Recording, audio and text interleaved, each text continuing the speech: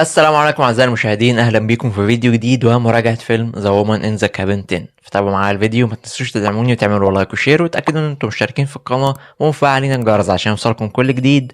ويلا بينا نبدا. تنضم صحفية إلى مجموعة من الأثرياء وأصحاب النفوذ في رحلة بحرية. تشاهد امرأة تسقط في مياه البحر، ولكن يخبرها الجميع أنها مجرد هلوسة.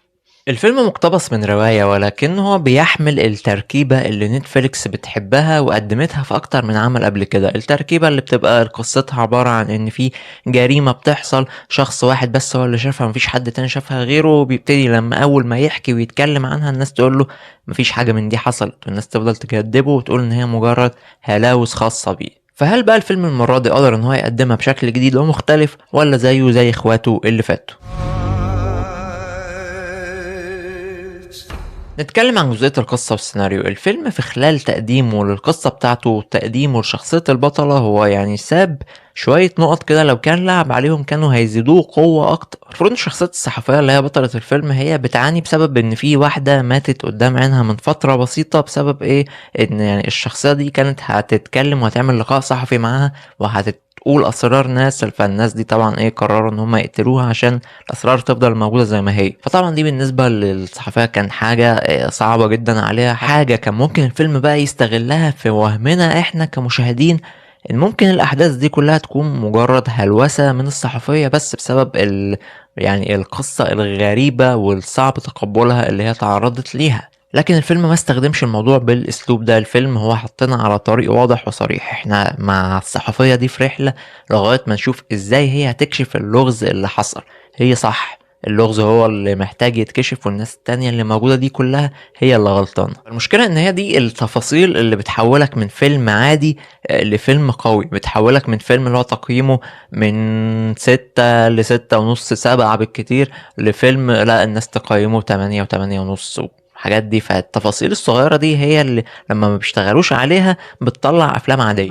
فرتم الفيلم كويس، خصوصا في النص التاني من الفيلم. النص الاولاني يعني ايه كان فيه شوية بطء، ولكن عادي سهل تقبله، مش هتحس بالملل. الفيلم عموما اصلا مدته 1.5 ساعة، فعادي يعني مدة بسيطة. اما على مستوى الغموض فالفيلم قدم مستوى غموض كان جيد جدا. الفيلم قدر ان هو يستعمل سرد القصة بتاعته وعامل الغموض ويدمجهم بشكل كويس مع بعض التوستات اللي بتكون موجودة معانا في القصة. في سرد القصة بالنسبة للغموض كان كويس وكان مفيهوش مشكلة، ويعني الفيلم هو اشتغل عليه بشكل حلو. كان في بعض الدراما اللي كانت موجودة في القصة اللي برضو الفيلم قرر ان هو مش هيشتغل عليها، يعني كان ممكن يطلع لنا من وراها بشوية دراما كويسة، ولكن هو فضل ان هو يكون بعيد عن الدراما، يستعمل منها شوية حاجات بسيطة. بس نتكلم دلوقتي عن الاخراج.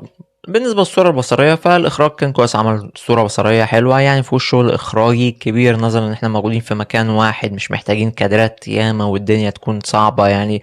فالموضوع كان كويس مفيهوش مشكلة بالنسبة للصورة البصرية. أما بالنسبة للأداء التمثيلي فالأداء التمثيلي كان كويس. طبعا أبطالنا نجوم، سواء مثلا كيرا ناتلي أو جاي بيرس، الناس دي نجوم. أداء التمثيلي كان كويس، ولكن أنا كنت منتظر حاجة أقوى الصراحة. ولكن هو العيب مش هيبقى فيهم، لأن يعني الناس دي نجوم، هتديهم سيناريو قوي هيقدروا ان هم يشتغلوا عليه.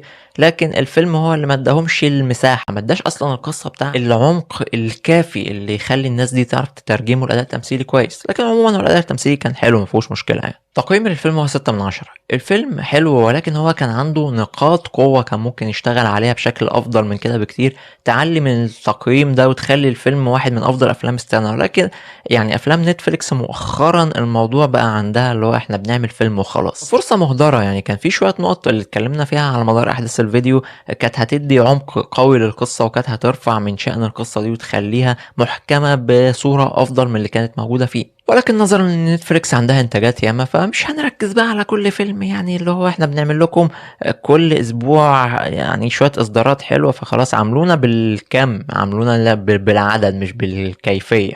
وبس كده اعزائي المشاهدين، كنت خلص فيديو النهارده. ما تنسوش تدعموني وتعملوا لايك وشير وتاكدوا ان انتم مشتركين في القناه ومفعلين الجرس عشان يوصلكم كل جديد. واشوفكم تاني في فيديوهات جايه كتير ان شاء الله. السلام عليكم.